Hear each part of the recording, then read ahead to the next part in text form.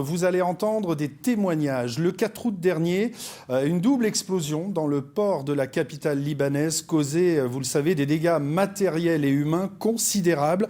2 jours plus tard, une infirmière, sapeur-pompier volontaire et un sapeur-pompier retraité du Cher décollaient pour le Liban avec les pompiers de l'urgence internationale. De retour de Beyrouth, ils nous racontent aujourd'hui leurs expériences, des témoignages recueillis par Céline Durchon et Guillaume Souda.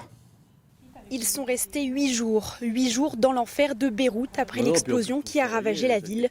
Premier déplacement pour Charlotte avec les pompiers de l'urgence internationale. André, lui, a plus d'expérience, mais on ne s'habitue pas à ce genre de mission.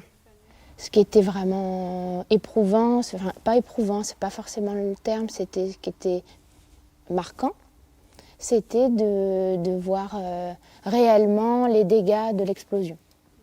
Ça, je ne m'y attendais pas. C'est la première fois en 40 ans de service que je vois une explosion telle que celle-ci. Donc ça a fait un cratère de 40 mètres, large, énorme, et donc la mer elle a rempli. Et c'est vrai que c'est impressionnant, ces silos ils sont impressionnants. Moi je m'attendais en tout cas à faire beaucoup plus de blessés.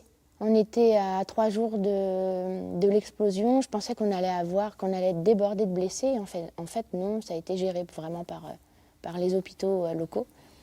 Et nous, on s'est plus mis à disposition des pompiers et pour les aider, pour aller rechercher les corps. Et on s'est vite rendu compte que ça allait être compliqué de retrouver des vivants. On faisait passer nos chiens et ils marquaient un endroit. Et donc après nous on disait aux pompiers locaux, eh bien c'est ici qu'il faut creuser.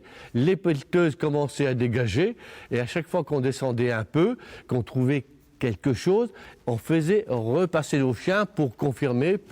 Et grâce à ça, on a découvert 4 sapeurs-pompiers sous les décombres. La population, oui, on était en contact. Il y avait ce côté fraternel. Ils nous ont beaucoup remerciés d'être là, d'être présents, de les aider.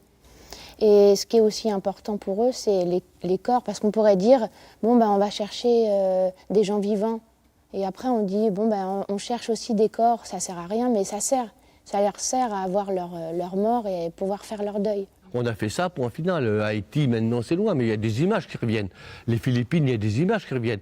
Mais voilà, et je suis content de les revoir, ces images, parce que ça fait voir qu'on est des êtres humains. Hein. C'était la première fois que je partais. On est une équipe, on était 2 équipes de 10, des PUI, et c'est essentiel cette fraternité entre nous pour que les difficultés paraissent beaucoup plus simples.